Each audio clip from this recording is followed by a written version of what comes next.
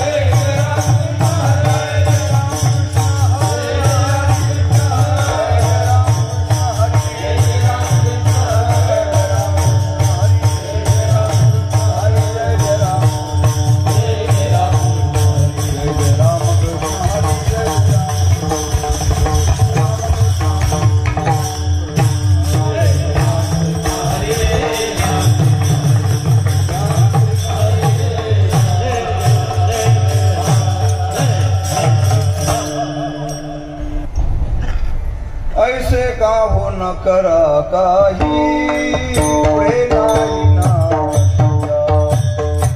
पुढे नाही नाश पुढे नाही नाश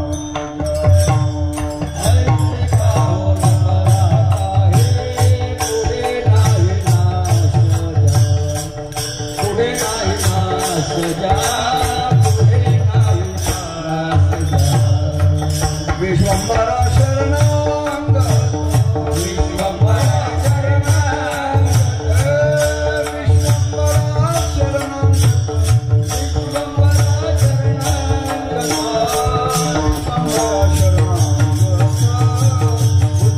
शरणांग विश्वंभरा शरणांग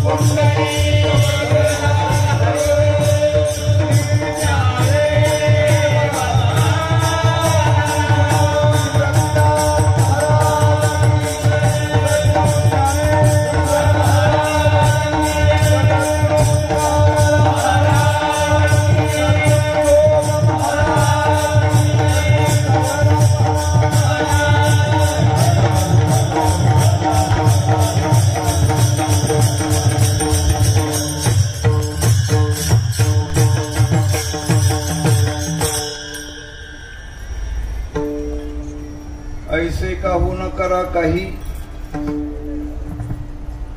ऐसे काहू न करा काही, पुढे नाही नाश जा. विश्वंभरा शरणागत भूतदात वंदोनी.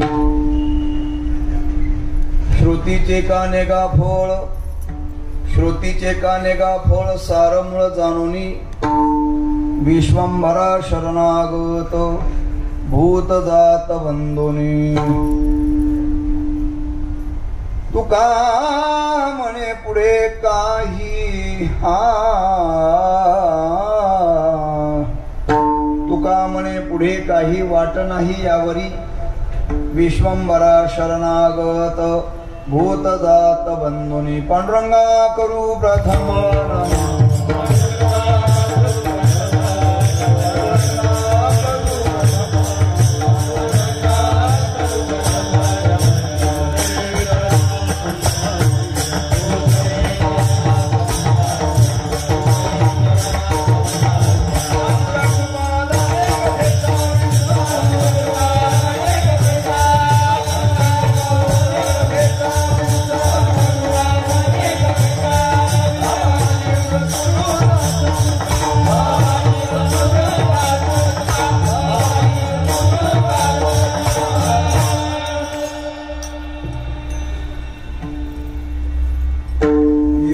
प्रविश्य मम वाचमामृसुतं संजीवयत्यखिल शक्तिधर सुदाम्नां. अन्यांशास्त चरण श्रवण त्वगादीन् प्राणान् नमो भगवती पुरुषाय स्तुभ्यं. परब्रह्मेचा बोध प्रत्यक्ष दावी, तयाची टीका वाचिता ज्ञान देवी. अति मुडते अनिले ब्रह्म भावा. नमस्कार माझा तया ज्ञान देवा. जयांचे किलिया स्मरण, होय सकळ विद्यांचे अधिकरण. तेची वंदू श्री चरण, श्री गुरूंचे नमस्कार म्हणता. ऐसे काहू न करा काही, पुढे नाही नाश जा. विश्वंभरा शरणागत भूतदात बंधुनी. सेवेकरता निवडलेला अभंग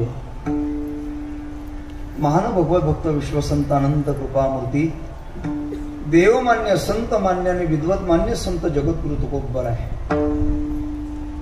यांचा चार चरणाचा अत्यंत महत्वाचा चिंतनीय अभंग असून या अभंगाच्या द्वारा महाराज प्रत्येकाला योग्य कर्म करण्याची दिशा देऊन भगवत शरणागती सांगतात. विठाला विठाला.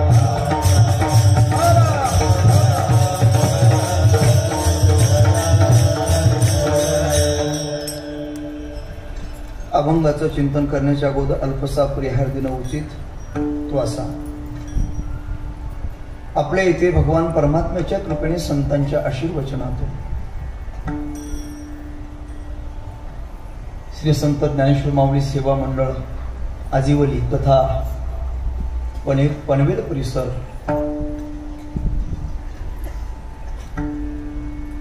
आमचे हरिभक्त परायण नाद ब्रह्म उपासक ज्ञानेश्वरी कंठभूषण आमचे ज्येष्ठ गुरुबंधू आदरणीय हरिभक्त परायण शांती ब्रह्म पूजनीय कोष्टी महाराज, आदरणीय उपस्थित असलेले परिसरातून आलेले समस्त वैष्णवजन, संतोष महाराज, आपल्या सर्वांच्या साक्षीने भगवत चरणी सेवा समर्पित करण्याचा प्रयत्न करणार आहोत. सर्वजण टाळे वाजवून भजन करा आणि एकाग्रतेने अभंगाचं चिंतन श्रवण करा. विठाला.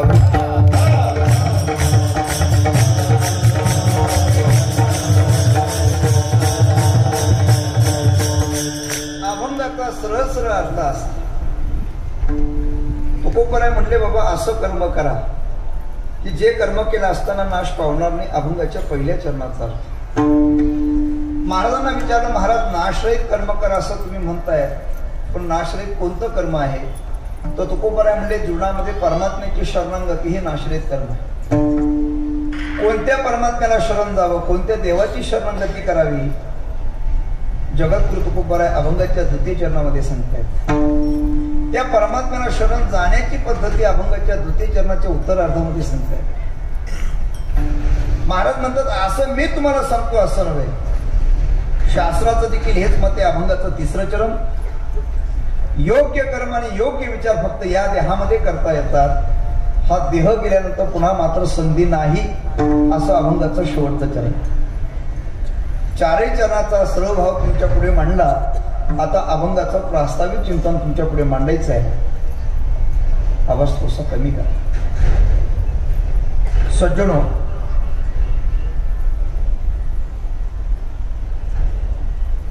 जगद्गुरु तुकोबराय प्रत्येकाला भगवत शरणागती करायला सांगताय. आपण आपल्या जीवनामध्ये किती श्रीमंत आणि किती सत्ताधीश झाला तर याही पेक्षा जर आपल्या जीवनामध्ये देवाची शरणागती नाही केली तर आपलं जीवन निरर्थक आहे. निरर्थक कशाप्रमाणे? आता ज्ञानोबरांच्या ओव्या सांगतो. कनिविन सोपटी कणसे लागलीसे घनदाटी काय करावी गोमटी वसनगर जैसे साबरीवाडी नल्या सरळा वणी फळना तू ओकळा कास्तन झाले गळा शिळे दैशी तैशी मूर्खाची जियाली. ज्ञानोबराय म्हणतात तत्व त्याचं जीवन निरर्थक आहे. कशा पद्धतीने? आता दृष्टांत सांगतो ऐका. सुंदर पक्षी आहे, परंतु त्या पक्षाला जर पंख नसतील तर जीवनात काय अर्थ आहे? बोला. पंछी पंख बिना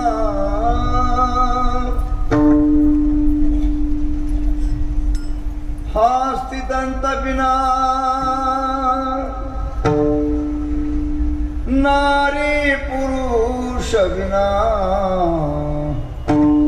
सुमिरन करले मेरे मना सुमिरन करले मेरे मना तेरी बेटी उमर हरि नाम बिना बेटी उमर हरि नाम बिना सुमिरन करले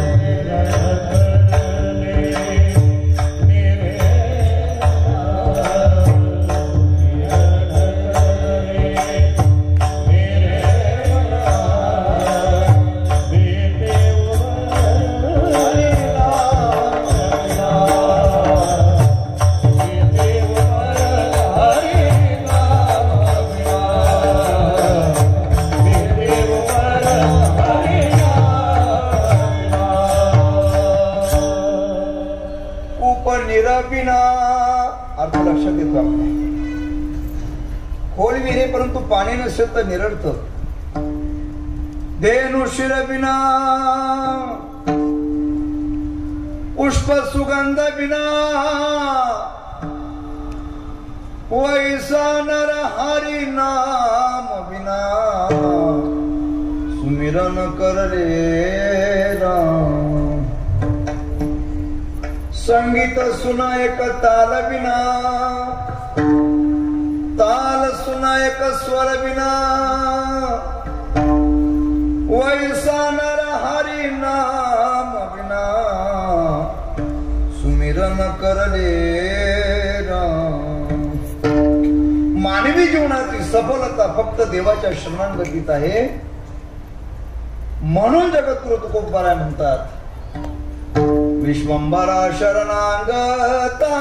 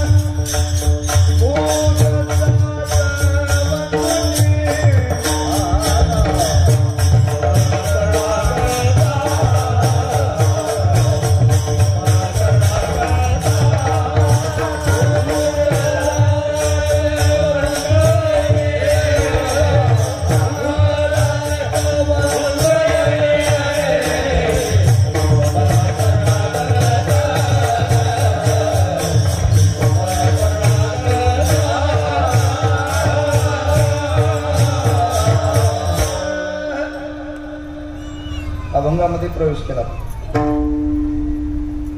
पण का म्हणतात तुकोबराय विश्वंभरा शरणागत? पहिला मुद्दा आहे का, मानवी जीवनातील सफलता फक्त देवाच्या शरणागतीत आहे. या ठिकाणी ग्रंथराज ज्ञानेश्वरीचं पारायण चाललंय. नीट ऐका. 4 वेदात सार महाभारतामध्ये आलं, महाभारतात सार उपनिषदामध्ये आलं आणि उपनिषदाचं सार भगवद्गीतेमध्ये आलं आणि संपूर्ण भगवद्गीतेचं सार एका सूत्रामध्ये आहे. त्याचं नाव आहे शरणागती. माम एकम शरणम व्रज. मानवी जीवनाची सफलता देवाच्या शरणागतीत आहे, म्हणून विश्वंभरा शरणागत. एक. दुसरा मुद्दा सांगतो, आपल्या जीवनामध्ये काही गोष्टी अनावश्यक असतात, काही गोष्टी आवश्यक असतात, काही गोष्टी आकर्षक असतात, तर काही गोष्टी अत्यावश्यक असतात.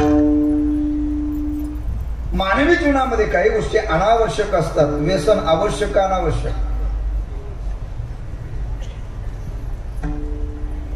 व्यसनमुक्त जीवन हे परमार्थातलं पहिलं पाऊल.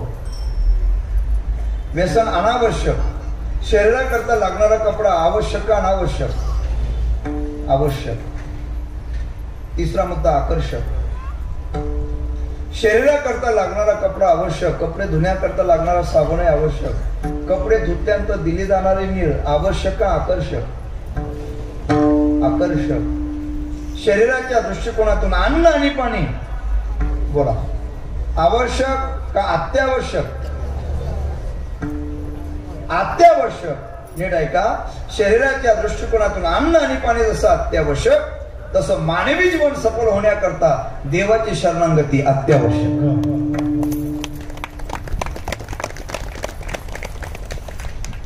म्हणून विश्वंभरा शरणागत. 2. तिसरा एक मुद्दा सांगतो ऐका. आपण ज्याला मिळतो त्याचं नाव संसार आणि आपल्याला जो मिळत असतो त्याचं नाव देव. आपल्याला संसार भेटत असतो का आपण संसाराला भेटतो? मालकाला शेती भेटते का शेतीला मालक भेटतो?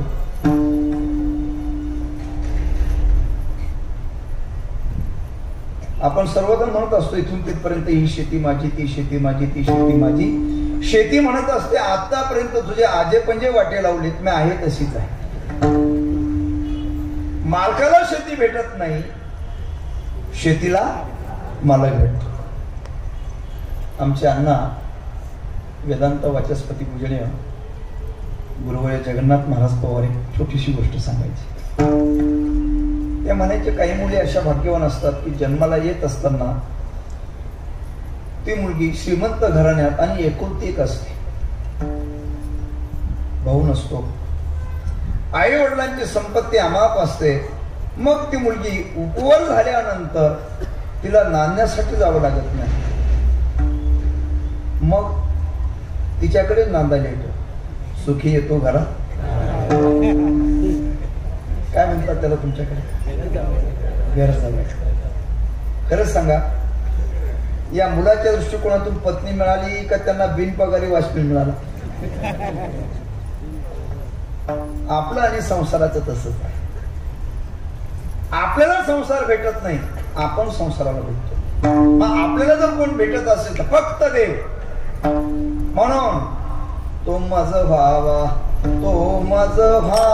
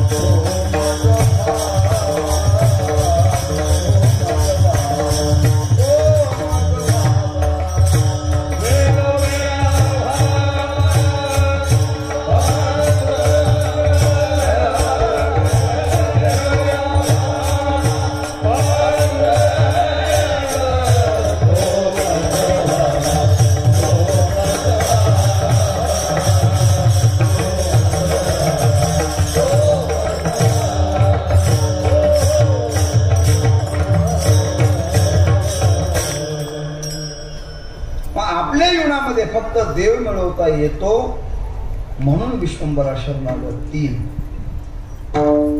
आणि चौथा भाव असा आहे की या जगामध्ये कोणत्याही पंथाचा, कोणत्याही जातीचा आणि कोणत्याही धर्माचा कोणी जरी असलं तरी प्रत्येकाला एका गोष्टीची आवश्यकता आहे, त्याचं नाव आहे सुख. या भौतिक विश्वामध्ये आपण किती जरी प्रगतशील झालो तर 4 गोष्टी आपल्या जीवनामध्ये आपण खरेदी करू शकत नाही. पैशाने आयुष्य खरेदी करता येत नाही, पैशाने भूक खरेदी करता येत नाही, पैशाने झोप खरेदी करता येत नाही, आणि पैशाने सुख खरेदी करता येत नाही. म्हणून जगामध्ये आहे तो मनुष्य दुःखी आहे.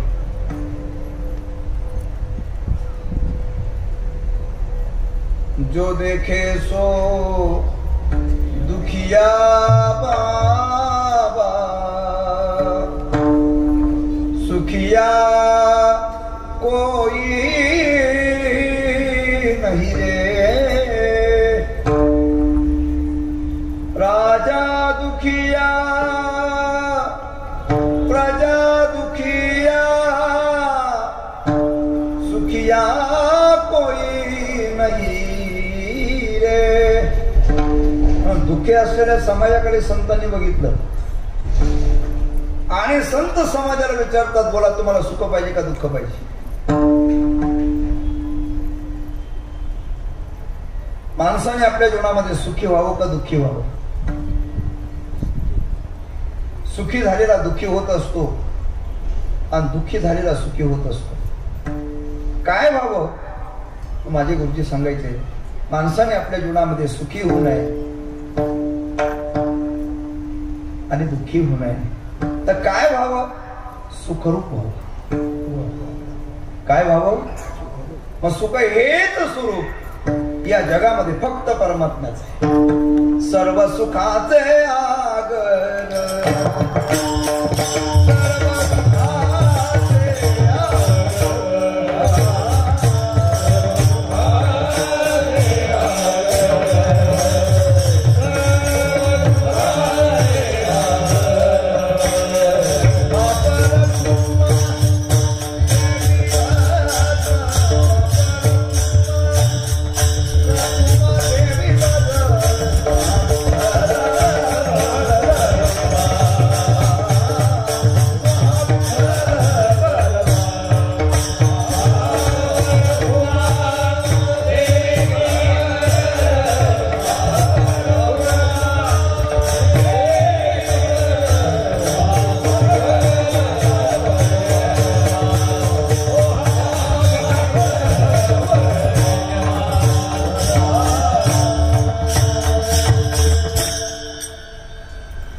यो वै भूमा तत्सुखम नाल्पे सुखमस्ति. सर्व सुखाचे आगर जनी म्हणे शारंगधर. किंवा जगद्गुरु तुकोबाराय परमात्म्याचं वर्णन करत असताना असं वर्णन करतात की परमात्मा कसा आहे? आनंद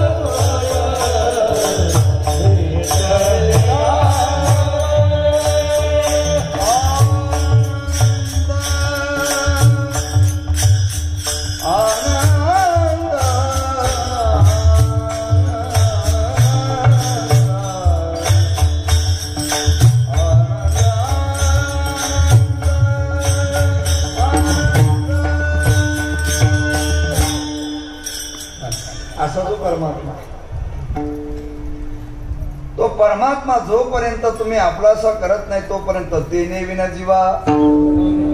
मग जीवनामध्ये जर आनंद पाहिजे असेल, सुख हे स्वरूप पाहिजे असेल तर तुकोबरा म्हणतात विश्वंभरा शरणागत. त्या परमात्म्याला शरण जायचंय, पण कोणत्या देवाला शरण जावं?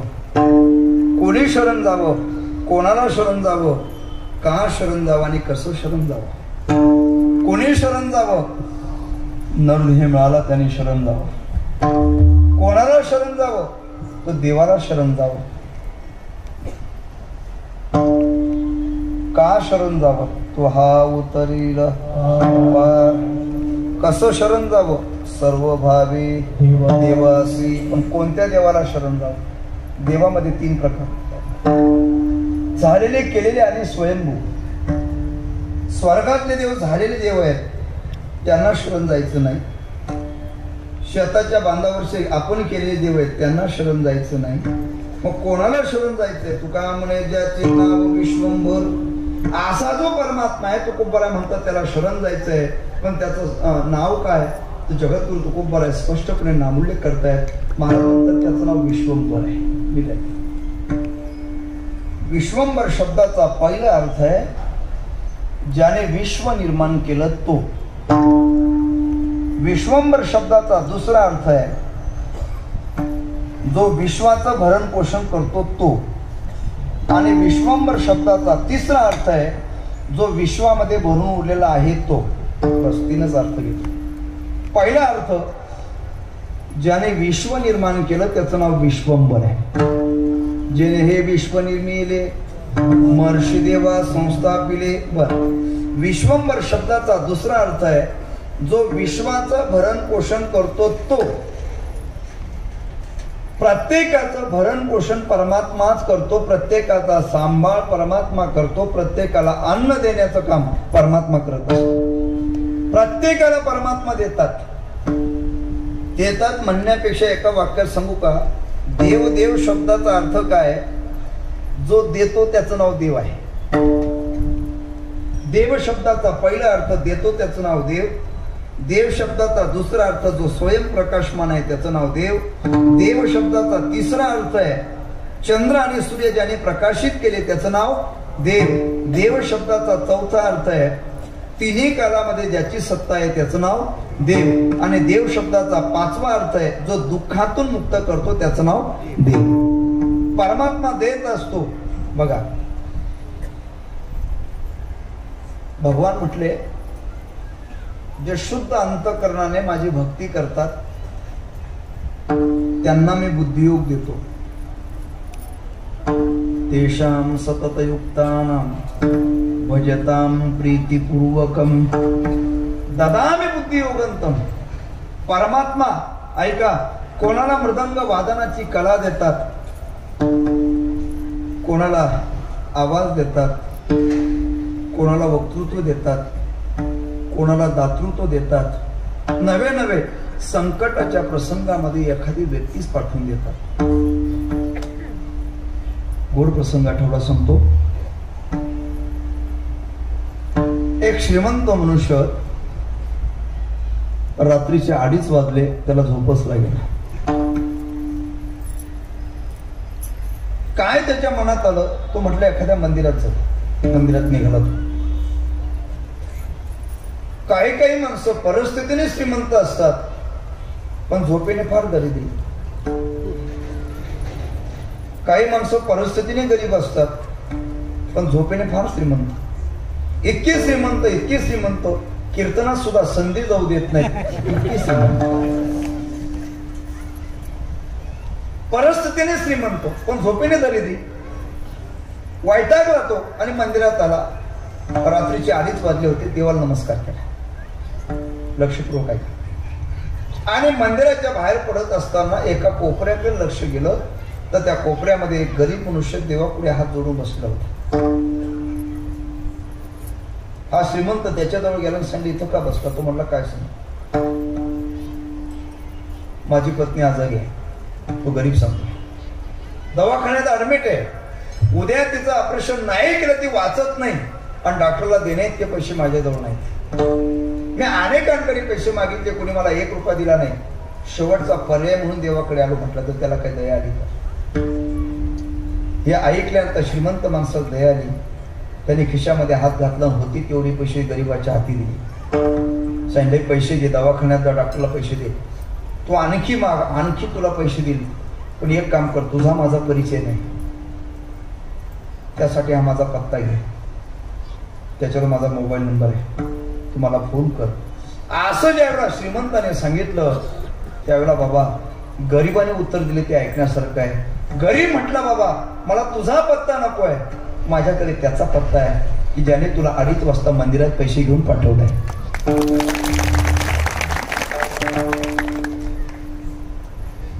त्याचं नाव विष्णू आहे.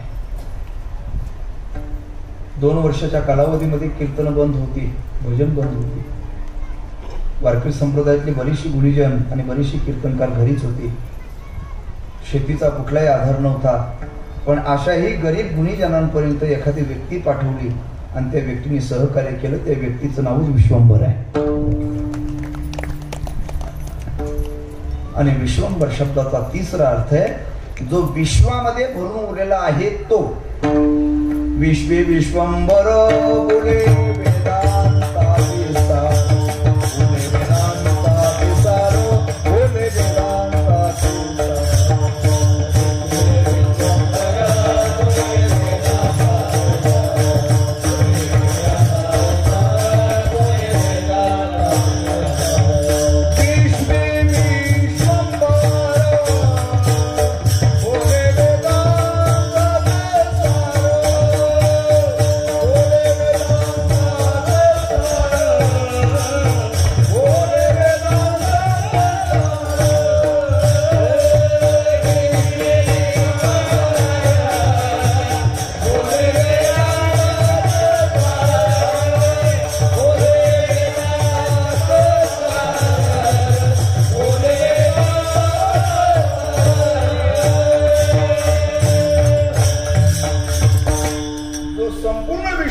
भरून उरलेला आहे त्याचं नाव विश्वंभर आहे. मला वाटतं ही व्याख्या कमी पडेल. अनेक विश्व ज्याच्या उदरात आहेत त्याचं नाव विश्वंभर आहे. अनंत ब्रह्मांडे उदरी, मला वाटतं याच्या पुढचं एक प्रमाण आहे. अनंत ब्रह्मांड ज्याच्या एका रोमामध्ये आहे त्याचं नाव विश्वंभर आहे. अनंत ब्रह्मांडे अनेक अनेक ब्रह्मांडे एका रोमा ऐसे धिंडे, असा जो परमात्मा आहे. म्हणून जगामध्ये देव आहे असं म्हणण्यापेक्षा देवामध्ये अशा अनेक जगत आहेत असं म्हणत जावं. असा जो व्यापक आहे, असा जो भरलेला आहे, विठ्ठल जळी स्थळी असा जो व्यापक आहे त्याचं नाव विश्वंभर आहे. महाराज म्हटले विश्वंभरा शरणागत, त्या परमात्म्याला शरण जायचंय, परंतु शरण जाण्याची पद्धती खूप बऱ्याच सांगतायत. नीट ऐका. वारकरी संप्रदायासारखा शहाणा, वारकरी संप्रदायासारखा डोळस आणि वारकरी संप्रदायासारखा दूरदृष्टिकोन असलेला पंथ या विश्वामध्ये नाही. तुकोबराय म्हटले देवाची शरणागती करत असताना मर्यादित आणि संकोचित करू नका. सर्वत्र परमात्मा बघा. महात्मा जगाकडे पाहत असताना जगत म्हणून पाहत नाही, तो जगन्नाथ म्हणून पाहतो. एकाला विचारलं तुमचं काय मत आहे जगताच्या बाबतीत, ते म्हणले जगत मिथ्या आहे. दुसऱ्याला विचारलं तुमचं काय मत आहे, ते म्हणले जगत जगत नाही, जगत जगदीश आहे. जगत काय आहे? जगदीश आहे. सामान्य मनुष्य जगाकडे पाहतो आणि संत जगाकडे पाहतात. फरक एक आहे, सामान्य मनुष्य जगाकडे पाहत असताना वासनेतून पाहतो आणि संत जगाकडे पाहत असताना वासुदेव म्हणून पाहतात. हा फरक आहे. महात्मा जगाकडे पाहत असताना बघा त्याला जे दिसेल तो परमात्मा दिसतो. जे जे दृष्टी दिसे ते हरी पर, जे जे दृष्टी दिसे ते हरी पर, पूजा ध्यान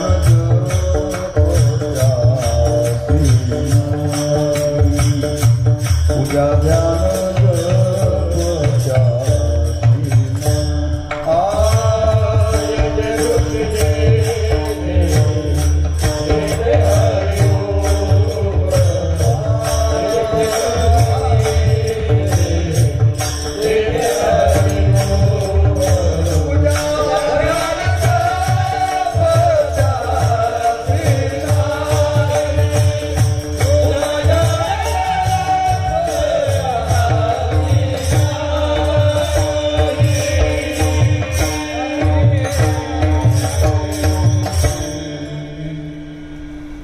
गोस्वामी तुळशीदासजी आपला अनुभव सांगतात.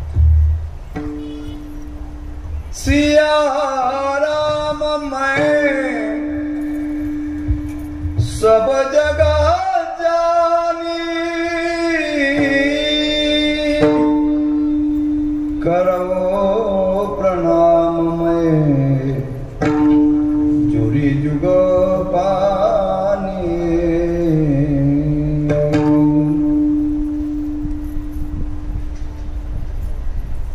कहा पगडारू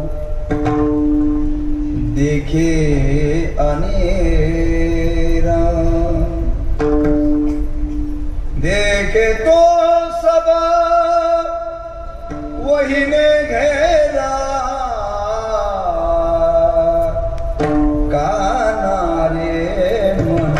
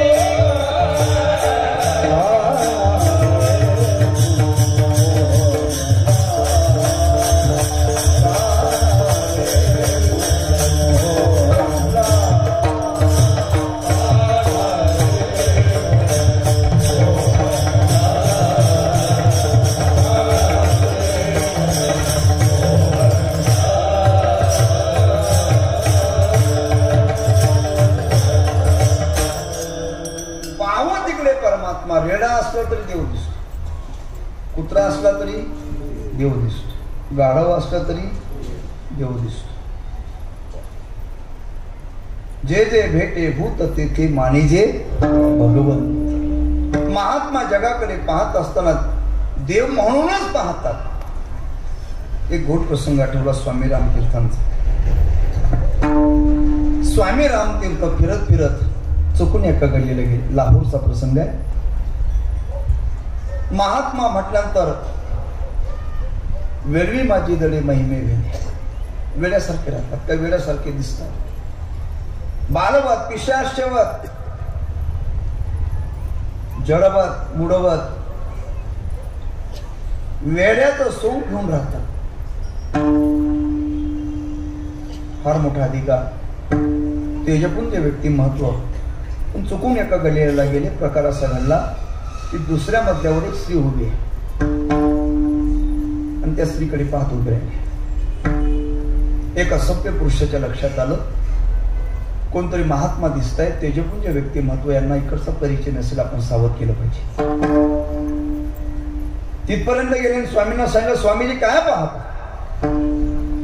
त्यावेळेला स्वामींनी उत्तर दिले, ते ऐकण्यासारखं आहे. स्वामी रामतीर्थ म्हणतात, बाबा मी ज्या स्त्रीकडे पाहतो त्या स्त्रीकडे पाहिल्यापासून माझ्या मनात असा एक विचार चाललाय. म्हणले काय? मी ज्या स्त्रीकडे पाहतो ती स्त्री जर इतकी सुंदर आहे, तेव्हा त्या स्त्रीला निर्माण करणारा माझा प्रभू किती सुंदर असेल, या विचारात मी मोठा.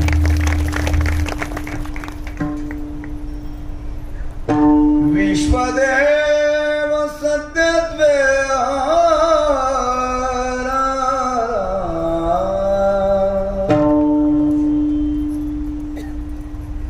ऐसा ज्याचा अनुभव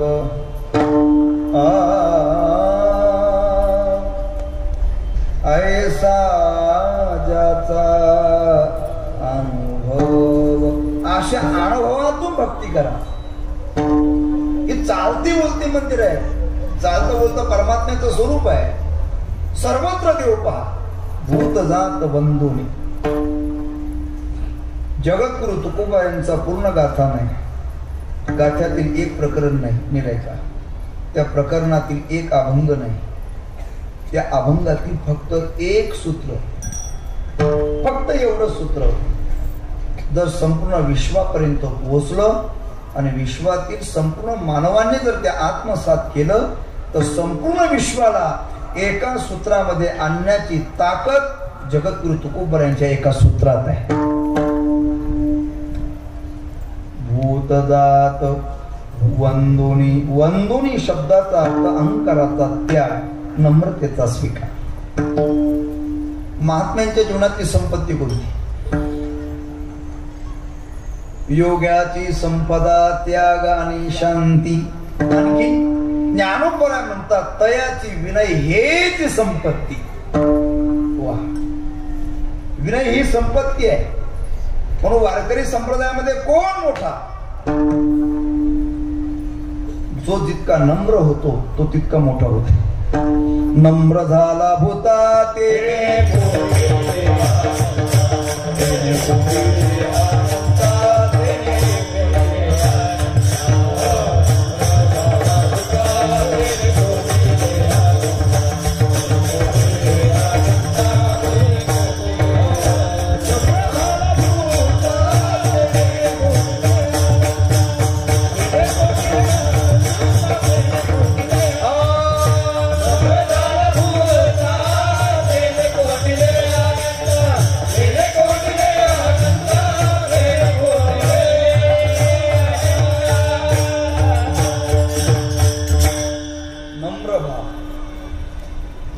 पूज्यपा डोंगरे बाबा अर्थ सांगायचे.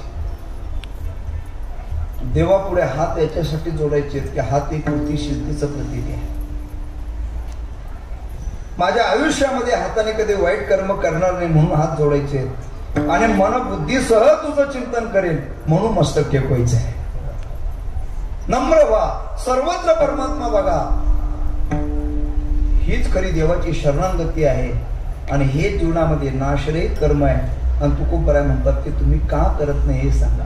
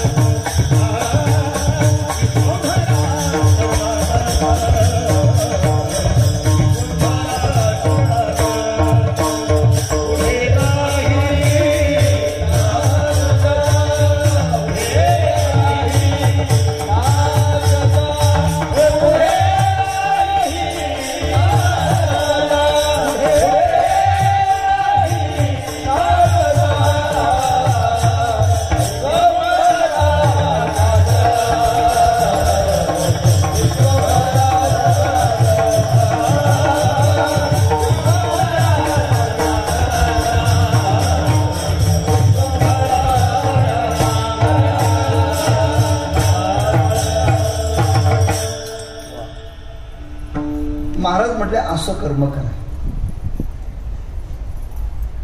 खरं तर कर्माचा जर विचार केला तर आपण सर्व या ठिकाणी आलो ते कर्म भोगण्याकरता. आगा कर्मे जै उरावे ते सुखदुःखी फळावे तया ते भोगावया यावे देहा एका. प्रत्येक मनुष्य 3 कर्माने बांधलेला आहे.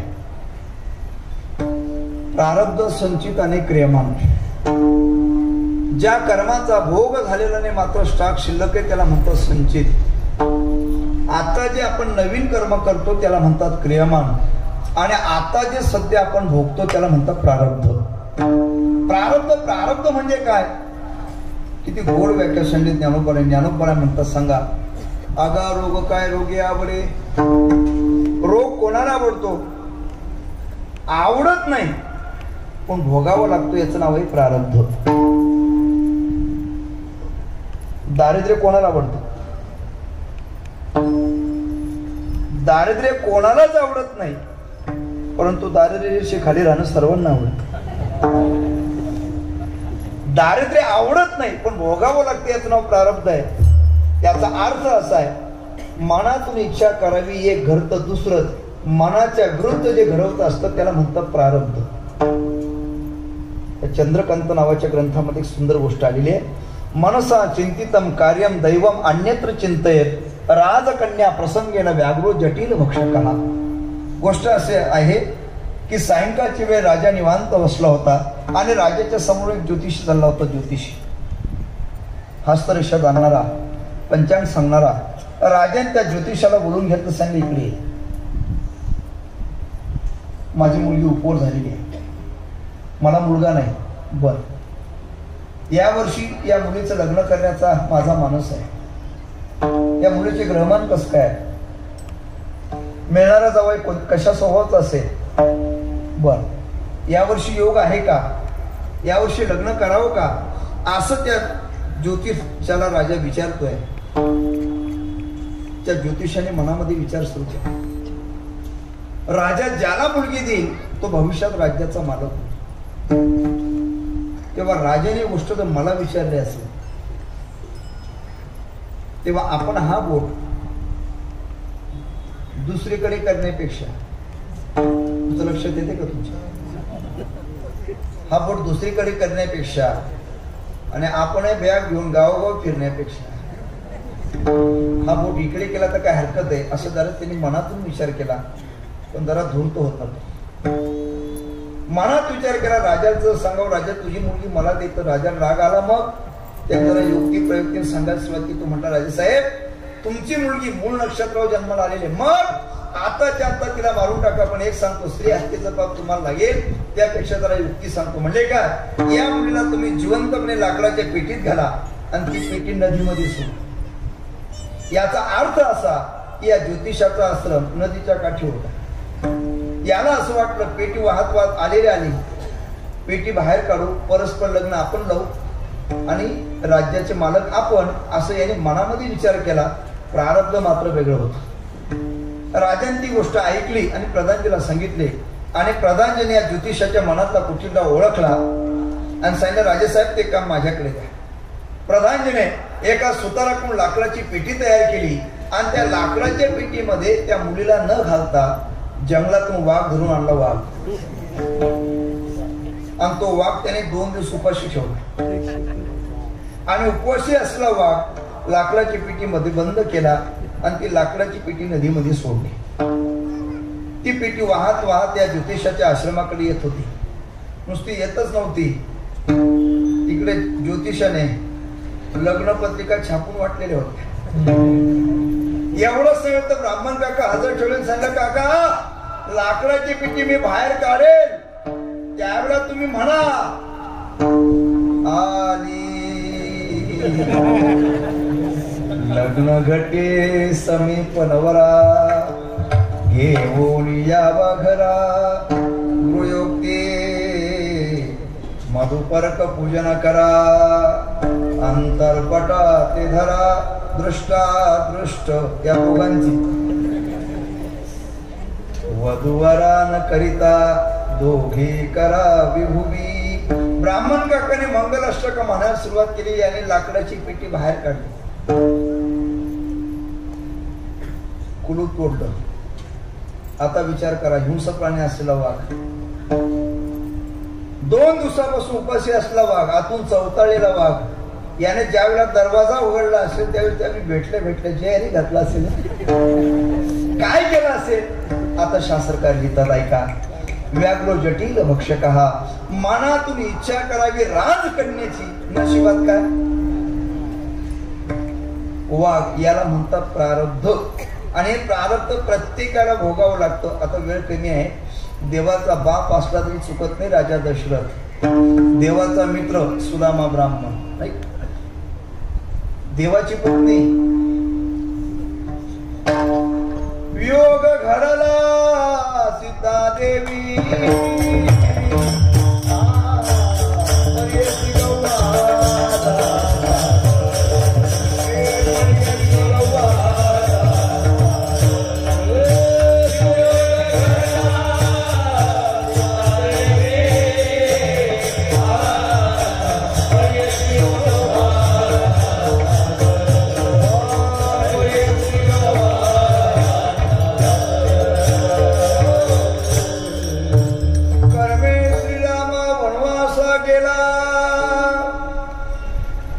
जगाचा मालक असला तरी प्रत्येकाला प्रारब्ध कर्म हे भोगावं लागतं. काही माणसं म्हणतील, महाराज कर्म जर भोगावंच लागत असतो तर आम्ही कर्म करणार नाहीत. ज्ञानोबराय म्हणतात, असं म्हणणं म्हणजे शुद्ध वेडीपण आहे. गावंडळ म्हणतात ज्ञानोबराय. खंती करती कर्माची ते गावंडे गा. एवढंच नव्हे तर संग जव प्रकृतीचा तव त्यागुण घरी कर्माचा, करू म्हणती तरी तयाचा आग्रोची उरे. पाहणं सुद्धा कर्म आहे, चालणं सुद्धा कर्म आहे, बोलणं सुद्धा कर्म आहे. सांगू का, श्वास घेणं सुद्धा कर्म आहे. एखादा म्हणेल मी काहीच करणार नाही, अहो काहीच न करणं सुद्धा काय आहे, कर्मच आहे. मग कर्म जर घडणारच असेल आणि कर्म जर भोगावत लागत असेल, नीट आहे का, प्रत्येक गोष्टीला 12 गोष्टी साक्ष असतात. सूर्य साक्षी आहे, चंद्र साक्षी आहे, तिथी साक्षी आहे, समय साक्षी आहे, दिशा साक्षी आहे. आता याच्या पुढे सांगतो, तुमचं मन तुम्हाला साक्षी आहे. आणि आई पुढे बोलतो, प्रभू साक्षी आहे.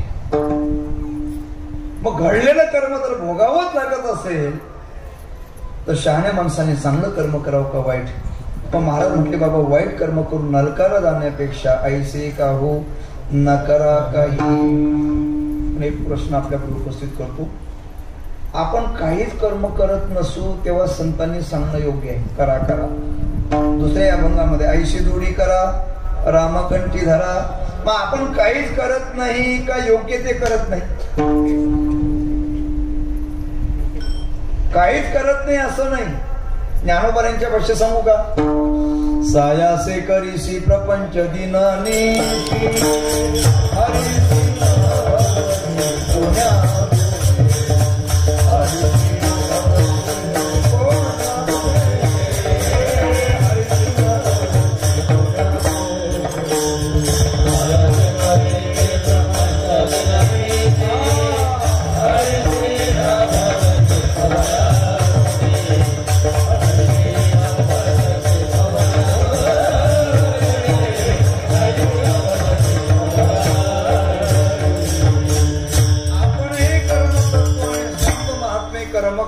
क्रिया दिसायला सारखे पण निश्चित फरक आहे.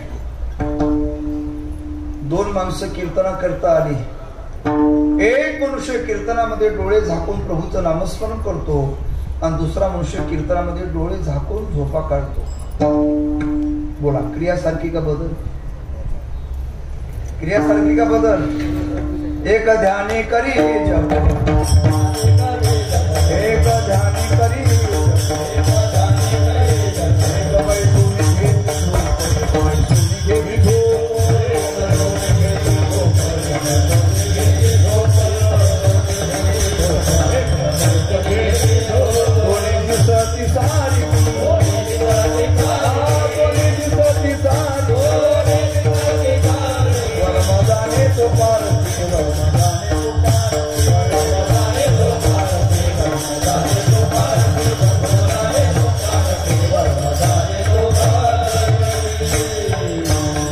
सर्वस्वाचा त्याग एक पोटासाठी जोग दोन्ही दिसती सारेखी वर्म जाणे तो पारेखी क्रिया दिसायला सारखी निश्चित फरक आहे. नीट आहे का? आपणही कर्म करतो पण आसक्ती ठेवून कर्म करतो म्हणून बद्धतेला कारणीभूत. आणि संत महात्मे जे कर्म करायला सांगतात ते मात्र उद्धाराला कारणीभूत. म्हणून ऐसे का हो न करा काही. ऐसे म्हणजे कैसे? नीट आहे का? कर्माचे काही प्रकार सांगितले शास्त्रामध्ये. नित्य, नैमित्तिक, काम्य आणि प्रायश्चित असे 4 प्रकार आहेत. याच्यामध्ये 2 प्रकार आहेत, विहित आणि निषिद्ध असे 2 प्रकार आहेत. काही गोष्टी नित्य दररोज 4 गोष्टी केल्या पाहिजे. स्नान केलं पाहिजे, जप केला पाहिजे, अजून सांगतो नामस्मरण केलं पाहिजे, पूजा केली पाहिजे आणि ध्यान केलं पाहिजे. या गोष्टी नित्यातल्या. काही गोष्टी सतत कराव्यात, काही गोष्टी कधी कधी कराव्यात आणि काही गोष्टी कधीच करू नये. काही गोष्टी सतत कराव्यात, सतत सत्कर्म सतत करावं, परोपकार सतत करावा, श्वास सतत घेत राहावा. काही गोष्टी कधी कधी कराव्यात. औषध आजारी पडल्यानंतर घ्यावीत का दररोज घ्यावीत? कधी कधी घ्यावीत. पण काही गोष्टी कधीच करू नये. पत्ते कधीच खेळू नये, मदिरा पण कधीच करू नये. पण काही गोष्टी सतत कराव्यात. नित्य, नैमित्तिक, काम्य आणि प्रायश्चित. नीट आहे का? जर आपण आपल्या जीवनामध्ये चांगलं कर्म केलं तर परिणाम स्वतःचाही उद्धार होतो आणि आपल्या पूर्वजांचा उद्धार होतो. रोज हरिपाठ म्हटलं तर हरिपाठ कीर्ती पवित्राची होय. दररोज हरिपाठ म्हटलं तर अजून सांगू लक्ष्मी वल्लभ, तिन्ही मुक्तिचारी, पुण्याची गणना, स्वतःचाही उद्धार होतो आणि आपल्या पूर्वजांचाही उद्धार होतो. बरं का? चांगलं कर्म केलं. मातृपितृ राहता, चतुर्भुजनवर. आणि वाईट कर्म केलं तर स्वतःही नरकाला जातो आणि आपले पूर्वजही नरकाला घेऊन जातो. पूज्यपाद डोंगरे बाबांच्या भागवत रहस्यामध्ये एक सुंदर गोष्ट आली. राजहंस आणि हंसिनी फिरण्याकरता निघाले. आकाशामध्ये ढग जमले, धोधो पाऊस सुरू झाला, सूर्य अस्ताला गेला. हंसिनी राजहंसाला सांगते कुठतरी निवारा शोधा. राजहंस पक्षी निवारा शोधत शोधत एका घरट्यापर्यंत आला. तो घरट होतं कावळ्याचं. कावळ्याने सांगितलं बाबा मी एकटा आणि माझी पत्नी बरोबर आहे, रात्रभर तुझ्या घरट्यात राहू देशील? कावळ्याने सांगितलं का नाही या. राजहंस पक्षी पण कावळ्याची ती मुक्काम केला. सकाळची वेळ झाली, कावळ्याची वृत्ती बदलली आणि कावळ्याने त्या हंसाचा हात धरला आणि सांगितलं थांब, तू जाऊ नकोस, तू आता राजहंसाची पत्नी असून तू आता माझी पत्नी आहे. एका वाक्यात सांगतो, ज्याची नजर वाईट त्याला कावळा म्हणतात. दोघांचे भांडण सुरू झाले. कावळा म्हटला हंसिनी माझे, राजहंस म्हटला हंसिनी माझे. ते भांडण गावात न मिटता कोर्टापर्यंत पोहोचलं. बरेच दिवस युक्तिवाद चालला आणि एके दिवशी काय कावळ्याच्या लक्षात आलं, कावळा हा मागच्या दरवाजाने गेला आणि साहेबांना जाऊन भेटला आणि सांगितलं साहेब सध्याचे प्रकरण चाललंय तो कावळा मीच. काय म्हणाल तुला? काय नाही, उद्या माझ्या बाजून निकाल दे. साहेब म्हटलं अरे हंसुनी कुठं कावळ्याची असते, कधी कोणाची असते? राजहंसाची असते. मग कावळ्याने सांगायला सुरुवात केली, साहेब माझा परिचय नाही वाटतं तुम्हाला, मला कावळा म्हणतात. साहेब मला सामान्य समजू नका, लोक माझी 1-1 तास वाट पाहत बसतात 10व्याच्या दिवशी. साहेब आम्हाला पितृदूत म्हणतात. कोणाचे आई वडील कोणत्या गतीला गेलेत हे आम्ही दाखवू शकतो. साहेब फक्त एवढं काम करा. एक सांगा साहेब, तुमचे आई वडील जिवंत आहेत का वारले? योग असा की त्या साहेबांचे आई वडील वारले होते. कावळ्याने सांगितलं साहेब एवढं काम करा, तुमचे आई वडील कोणत्या गतीला गेले ते दाखवू शकतो. साहेब लोभामध्ये फसले. साहेबांनी विचार केला 12 वर्ष झाले वडील वारलेत, वडिलांचा फोन नाही गेल्यापासून. 10 वर्ष झाले आई वारली, आईचं पत्र नाही. आणि हा कावळा जर माझे आई वडील दाखवत असेल तर काय बिघडलंय? साहेब लोभामध्ये फसले. दुसऱ्या दिवशी साहेबाने कावळ्याच्या बाजून निकाल दिला. कावळ्याला आनंद झाला, राजहंस नाराज झाला. राजहंसाच्या तेव्हा लक्षात आलं याला म्हणतात कलियुग. आणि कलियुगात असं घडेल. मला एक जुनं फक्त गीत आठवण करून देतो. रामचंद्र कैसिया से ऐसा कलयुग आएगा, हमस चुनेगा दाना तुनका, कौवा मोती खाएगा.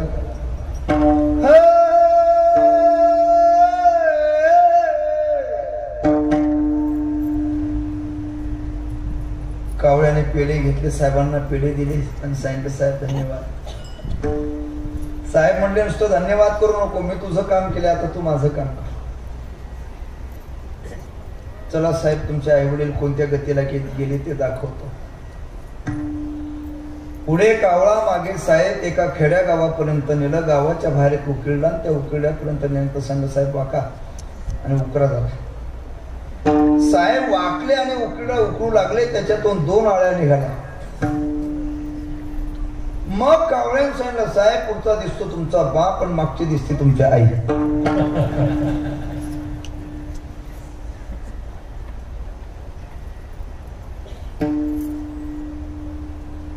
मग साहेब म्हणतात का रे बाबा माझे आई वडील चांगले होते, मग चांगले असताना या गतीला का पोहोचले?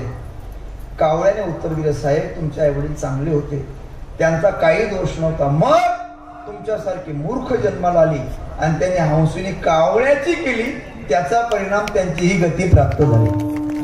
लोभावरी ठेवणी हेत कार्याचा न्यायनित, त्याच्या पूर्वजापत नरके किडे होती, नरके किडे होती, नरके किडे होती.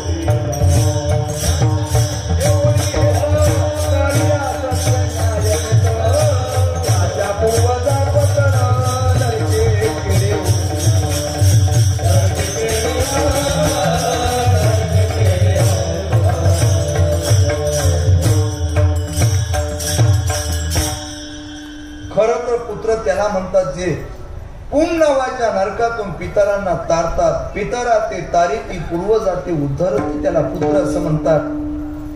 आपल्या भारत देशामध्ये असे काही सत्पुत्र होऊन गेले की एका सत्पुत्राने आपल्या पूर्वजांचा उद्धार करण्याकरता स्वर्गातली गंगा भूतलावर आणली. त्या सत्पुत्राचं नाव आहे भगीरथ. म्हणून संत आपल्याला सांगतात बाबा नाही पूर्वजांचा उद्धार करताना काही हरकत नाही, किमान पाप करून त्यांना नरकात घालण्याचं तरी पाप करू नका. म्हणून असं कर्म करा, ऐसे काऊ न करा काही. ऐसे म्हणजे कैसे, पुढे नाही नाश ज्या ऐसे. आता नाशाच्या बाबतीचं चिंतन केलं तर नाशिवंत देह जाणार सकळ, आयुष्य खातो काळ. कोणी असू द्या येथ नाही उर्व आले अवतार. 9 मरगई 10 मरगई मरगई 1788 एका वाक्यात सांगतो. या जगाच्या इतिहासामध्ये न्यूटन सारखा शास्त्रज्ञ, सॉक्रेटिस सारखा तत्ववेत्ता, स्वामी विवेकानंदासारखे युगपुरुष आणि प्रतिसृष्टी निर्माण करणारे विश्वामित्र कोणी जरी असलं ते प्रत्येकाला देहाचा त्यागच करावा लागला. बस प्रभु ने बुलाया तुझको जाना पड़ेगा, वहां न चलेगा बहाना किसी का, सदा न रहेगा जमाना किसी का. एक दिवस जायचं. नेहमी सांगत असतो सकाळी उठल्या उठल्या स्नान झाल्यानंतर अवश्य मंदिरात जात जा. पण नाही मंदिराकडे जाता आलं काही हरकत नाही, पण स्मशानाकडे चक्कर मारत जा. स्मशानातले विचार माणसाला विलासी बनवत नाहीत, वैराग्यवान बनवतात. म्हणून शहाण्या माणसाने आपल्या जीवनामध्ये जन्म मृत्यू जरा व्याधी दुःख दोषानुदर्शनम, शरीर आटे संपत्ती आटे हरिनाम नाटे ते बरवी. आपलं ज्याच्यावर प्रेम आहे ती व्यक्ती तरी अगोदर जाईल, नाही तर कदाचित ती व्यक्ती तरी आपल्याला खांदा देईल. नाशिवंताटी प्रिया पुत्र धन बिद ज्याचा शिन तेची फळ. या सर्व गोष्टी नाशिवंत आहेत. या जीवनामध्ये नाशरहित काय आहे तर विश्वंभरा शरणागत भूत जात बंधुने विठोबार कुमार.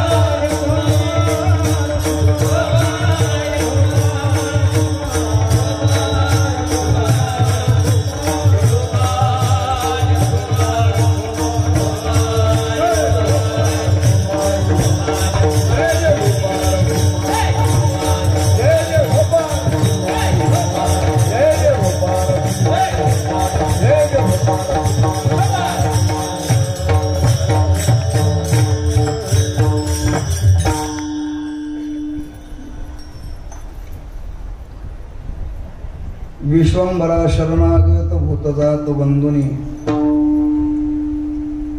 खरं म्हणजे आपल्या सप्ताहाच्या कार्यक्रमाचं कौतुक निश्चित केलं पाहिजे.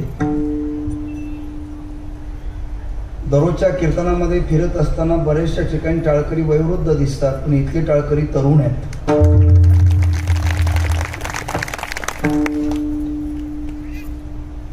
इथल्या तरुणांचा आदर्श संपूर्ण महाराष्ट्रातल्या तरुणांनी घेतला पाहिजे. कारण सध्याच्या काळामध्ये आम्ही फिरत असताना पाहतो की बऱ्याचशा तरुणांना संध्याकाळी धरून आणावं लागतं. आपल्या इथले तरुण मात्र कीर्तनामध्ये टाळ घेऊन उभे. तरणा भाग्यवंत नटे हरी कीर्तना. वारकरी संप्रदायाची वेशभूषा आपल्या गावामध्ये पाहायला मिळते, या सप्ताहामध्ये पाहायला मिळते. आणि विशेष म्हणजे सप्ताह आदर्शवत असा आहे की 108 लोकांचा हा ग्रुप आहे, सदस्य आहे. कोणाकडे हात न पसरवता फक्त 108च लोक एकत्रित येऊन आणि वर्गणी करून एवढा मोठा भव्य दिव्य सप्ताह, आदर्शवत सप्ताह करतायत. सर्वजण टाळी वाजवून स्वागत. शिस्तबद्ध कार्यक्रम आहे. आणि विशेष म्हणजे या 108 लोकांच्या सदस्यांमध्ये सर्वच क्षेत्रातील लोक, राजकीय क्षेत्रातली लोक सुद्धा याच्यामध्ये आहेत. त्यांचं भाग्य आहे इतका सुंदर ग्रुप आणि इतकं सुंदर अशा प्रकारचं मंडळ सेवा करण्याकरता मिळालं आहे. मी महाराष्ट्रभर आणि महाराष्ट्रातल्या सर्व संप्रदायातल्या जनतेला सांगेन, शिस्तबद्ध कार्यक्रम कसा करावा, किती उत्साहाने करावा हे जर पाहायचं असेल तर निश्चित तुम्ही पनवेल परिसरामध्ये आजिवलीला जा, तुम्हाला पाहायला मिळेल. आणि याच्या पाठीमागचं नेतृत्व आमच्या शांतीब्रह्म आदरणीय कोष्टी महाराजांचं आहे, संतोष महाराजांचं आहे. वा, आनंद वाटला. पण हे सांगत असताना मला या हारामुळे आता दम लागतोय. या हारामुळे मला सुद्धा आता हारच घ्यावी लागेल.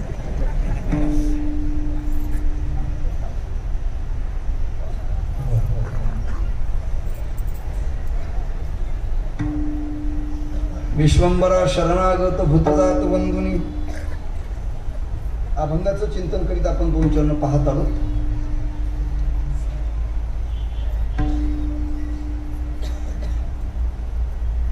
महाराज म्हटले असं मी तुम्हाला सांगतो असं नव्हे, शास्त्राचं देखील हेच मत आहे. माणसाने आपल्या जीवनामध्ये आपलं हित व्हावं असं जर वाटत असेल तर दोघांचं ऐकत जावं. एक शास्त्राचं ऐकावं आणि दुसरं संतांचं ऐकावं.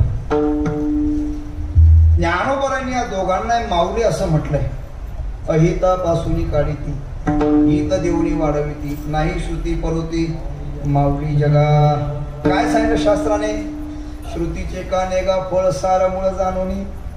सार आसाराचा विचार करा आणि विचार करीत असताना साराचाच करा. विचारात 3 प्रकार: निरर्थक, दुःखदायी आणि साराचा विचार. दुःखदायी विचार करू नका, निरर्थक विचार करू नका. करायचा झाला तर साराचा विचार करा आणि तो विचार फक्त या देहामध्ये करता येतो. यवनी नरदेहा विचारावे. साराची व्याख्या एका वाक्यात सांगतो. माझे गुरुजी गुरुवरे घुले बाबा सांगायचे, विचारापुढे जे टिकत नाही ते आसार आणि विचाराने ज्याची सिद्धी होते ते सार. आणि तो विचार फक्त या देहामध्ये करता येतो. आपण फार भाग्यवान आहात. पहिलं भाग्य नीट ऐका, भारत देशात जन्म मिळाला. दुर्लभे भारते जन्म, महाराष्ट्र तत्र दुर्लभ. दुसरं भाग्य महाराष्ट्रात जन्म मिळाला. तिसरं भाग्य ऐका, ज्ञानोबराय तुकोबरायांच्या नंतर जन्म मिळाला. चौथं भाग्य, तुम्ही तर फार भाग्यवान आहात. ही जी भूमी आहे महाराज, ही भूमी परमार्थाने आणि पराक्रमाने गाजलेली भूमी आहे. संत वामन बाबा आणि संत सावळण बाबा सारख्या महात्म्यांच्या पदस्पर्शाने पावन झालेली भूमी आहे. परमार्थाने गाजलेली भूमी, परमार्थाने ललालभूत झालेली भूमी, परमार्थाने पराक्रमित झालेली भूमी. आणि दुसरी गोष्ट, पराक्रमाने का म्हटलो तो वासुदेव बळवंत फडके यांची भूमी याच या महापुरुषांच्या पदस्पर्शाने पावन झालेल्या भूमीमध्ये जन्म मिळाला. हे किती भाग्य आहे? 4थं भाग्य बाळाराम बाबा वा कांबेकर. मला वाटतं भंडाऱ्या डोंगरावरती साधना केली त्यांनी. वा वा. अनेक महापुरुष, गोमाजी बाबा, या महापुरुषांच्या पदस्पर्शाने पावन झालेल्या भूमीत जन्म मिळाला. आहे 4थं भाग्य. आणि 5वं भाग्य नीट ऐका, दुसऱ्या लाठीतून सुखरूप देवाने वाचवलं. हे सर्वात मोठं भाग्य. पण ज्या अर्थी वाचवलं त्या अर्थी भगवंताला निश्चित आपल्या हातून चांगलं करून घेणं अपेक्षित आहे. म्हणून हे बोनस हा विषय आहे. तुम्ही बघितलं की लाखो कोट्यावधी रुपये खर्च करून सुद्धा माणसं वाचली नाही. सत्ता कामात आली नाही, संपत्ती कामात आली नाही.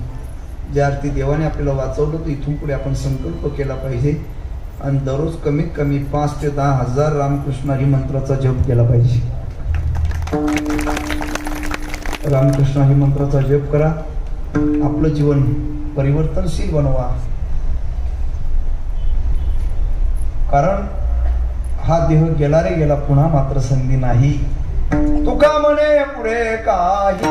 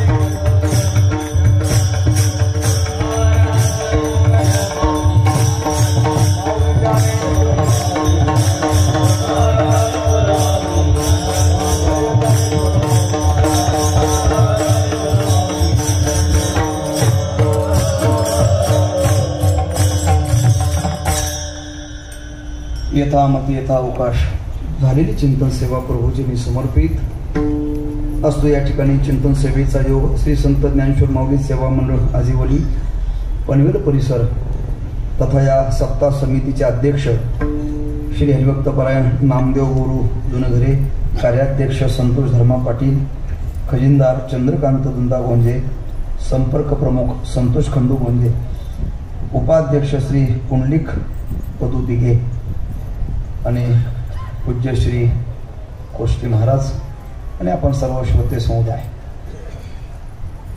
आपलं जीवन देवाला संतांना आवडेल अशा पद्धतीने बनवा. नामचिंतनाचा आश्रय करा. कलौतधारी कीर्तनात ज्या दिवशी भगवंताचं नामस्मरण होणार नाही तो दिवस आयुष्यातला वाया गेला असं सांगा. बीत गए दिन भजन बिना रे, बीत गए दिन भजन बिना रे, भजन बिना भजन बिना असं वाटत. अंतर्मुख व्हा, नामचिंतनचा आश्रय करा आणि आपली वृत्ती सात्विक होण्याकरता याकरता अधूनमधून आळंदीला गेलं पाहिजे. आपली वृत्ती सात्विक राहण्यासाठी सतत कीर्तन प्रवचन ऐकली पाहिजे आणि आपल्या जीवनातली भक्ती वाढवण्याकरता वर्षभरातून काशना एक वेळा तरी वृंदावनला गेलं पाहिजे. यथा व्रज गोपिका कबीर कबीर क्या कहते जाओ जमुना के तीर, एक एक गौलन में बह गए खोट कबीर. वृंदावनामध्ये साक्षात भक्ती नृत्य करते म्हणून वृंदावनात गेलं पाहिजे. आदरणीय खरं म्हणजे त्यांचं गाणं ऐकल्यानंतर मनाला संतोष निर्माण होतो असे आदरणीय संतोष महाराज या ठिकाणी उपस्थित आहेत. सर्वजण टाळी वाजून स्वागत करा. आणि महाराज त्यांच्या एक सद्भावना ट्रस्ट आहे, त्या ट्रस्टच्या माध्यमातून आणि त्यांच्या प्रेरणेतून दरवर्षी वृंदावनला जात असतात. याही वर्षी 15 फेब्रुवारीपासून वृंदावनला श्रीमद भागवत कथा आहे. 200 ते 250 भाविक जन बरोबर आहेत. आपल्याला कोणाला जायचं असेल तुम्ही महाराजांशी संपर्क करू शकता.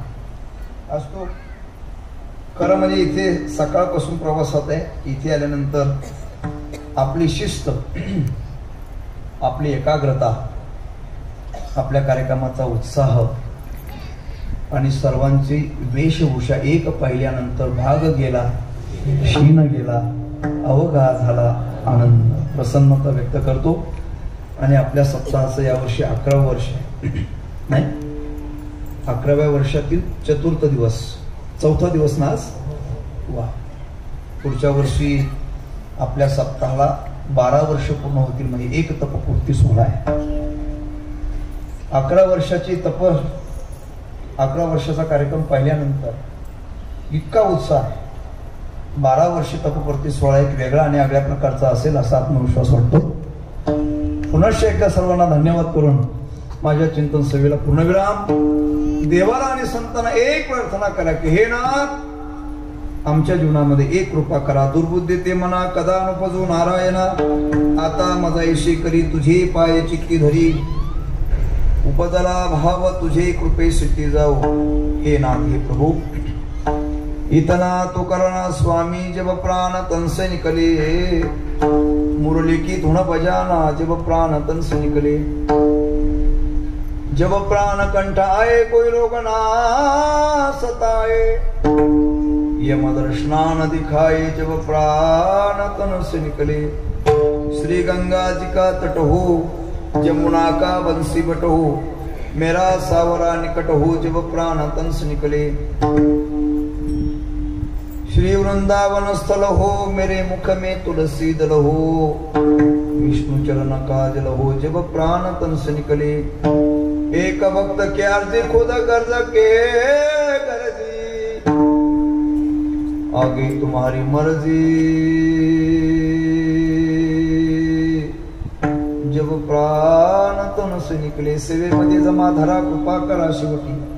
ऐशी वेळ येईल जेव्हा तेव्हा कृपा असू द्यावी. पुरुष वर्गावर हात करा,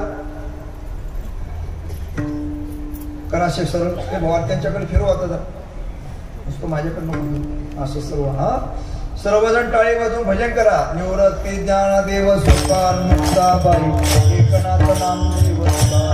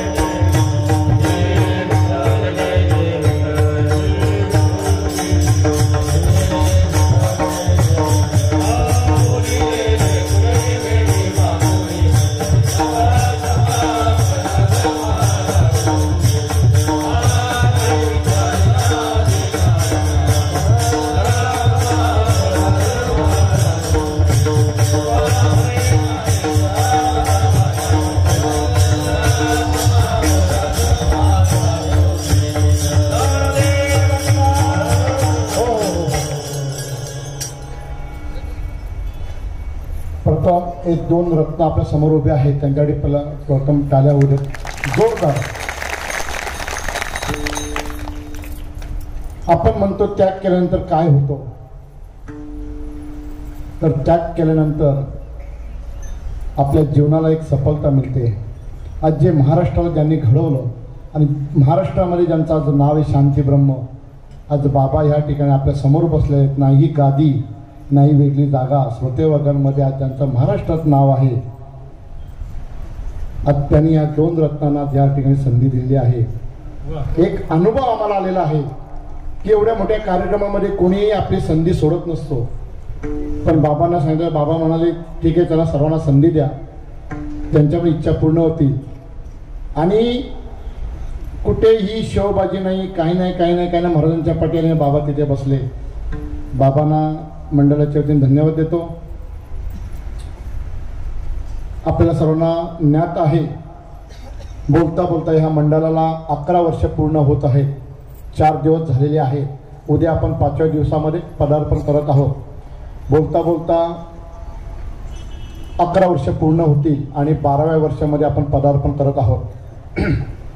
म्हणजे ह्या मंडळाचा एक तप पूर्ती वर्ष सोहळा ह्याच वर्षामध्ये 21 डिसेंबर ते 28 डिसेंबर 2022 म्हणजे ह्याच वर्षामध्ये तप पूर्ती सोहळा होणार आहे. ह्या ठिकाणी ज्येष्ठ कीर्तनकार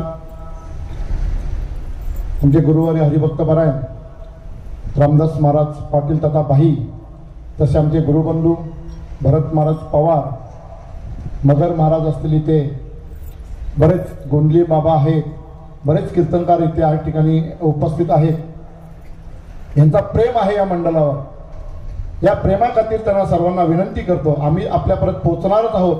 पण एक मंडळाचं एक लक्ष आहे की पुढील वर्ष तप पूर्ती वर्षानिमित्त ह्या ठिकाणी 1200 टालकरी उभे करायचे आहेत. आपल्या सर्वांचा सहकार्य असावे. विश्वधर्म प्रसारक शिक्षण संस्था वारदोली संस्थापक संजय महाराज पाटील ह्या ठिकाणी उपस्थित आहेत. सर्वांना विनंती राहील, तुमच्यापर्यंत आम्ही पोहोचणार आहोत, आमची कमिटी तुमच्यापर्यंत येईल. मंडळाचं एकच लक्ष आहे की तरुण घडले पाहिजेत. मंडळाचा जसं मंडळ आम्ही स्थापन केलं ह्या ठिकाणी फक्त श्रवण आणि अन्नदान या ठिकाणी जास्तीत जास्त प्रकारे घडलं पाहिजे, हा उद्दिष्ट मंडळाने ठेवून बोलता बोलता, कारण ह्या मंडळामध्ये सर्व महाराजांनी सांगितलं, सर्व राजकीय वर्तुळातले छोटे मोठे सर्व लोक ह्या मंडळामध्ये, आणि हा मंडळ घेऊन चालायचा आहे. एवढी सोपी गोष्ट नाही, कारण आपण छोटा छोटा कुठलाही मंडळ केला आपलं घर आपल्याला सांभाळता येत, पण हा मंडळ एक मताने आज चालत आलेला आहे आणि चालता चालता 12 वर्ष पूर्ण होत आहेत. या सोहळ्यामध्ये 8 दिवस होम होणार आहे. या ठिकाणी सकाळी ग्रंथराज ज्ञानेश्वरी पारायण होईल, तसेच दुपारी बरोबर ज्ञानेश्वर महाराज चरित्र कथा या ठिकाणी होणार 3 ते 5.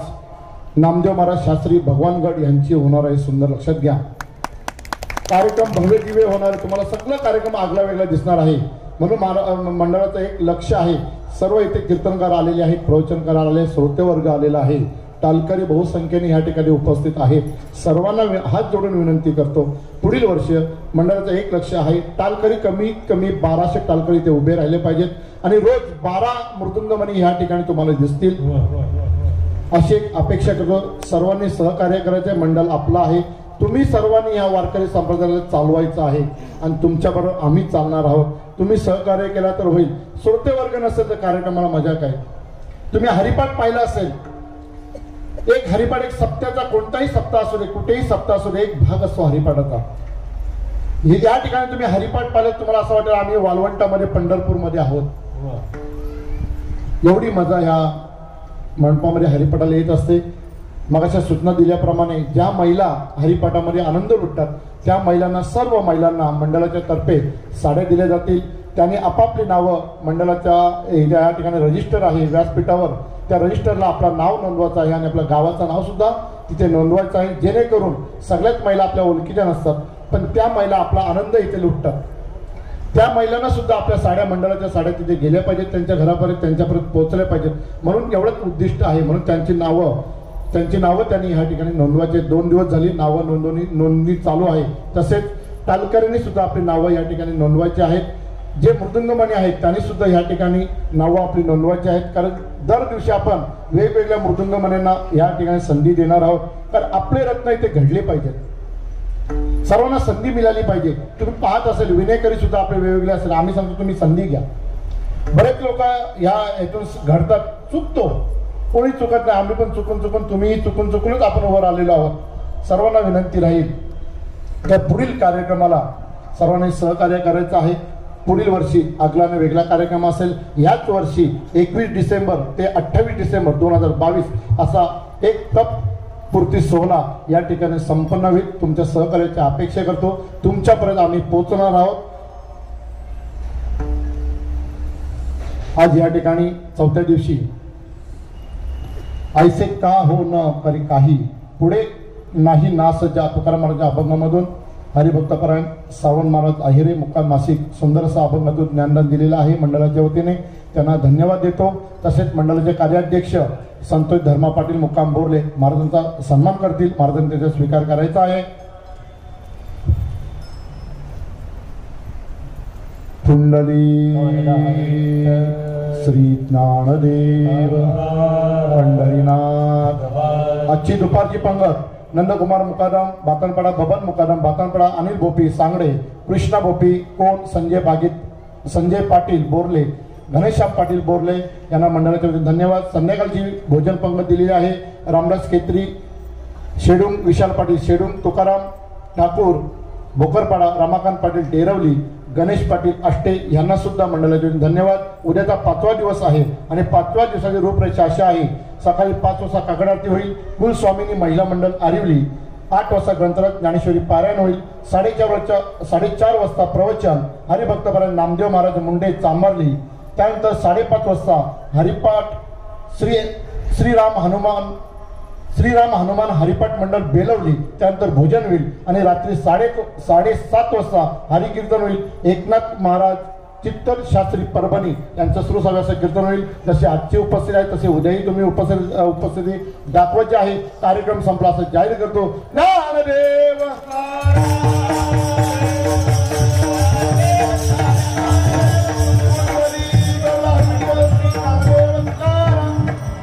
पुष्टी महाराज हे यूट्यूब चॅनल आजच सबस्क्राईब करा. बेल आयकॉनवर क्लिक करा. शुद्ध सांप्रदायिक चाली, कीर्तनं, प्रवचनं, कथा, पारायणं असे वारकरी संप्रदायाशी संबंधित व्हिडिओ पहा. आपणही पहा आणि इतरांनाही आग्रहपूर्वक सांगा.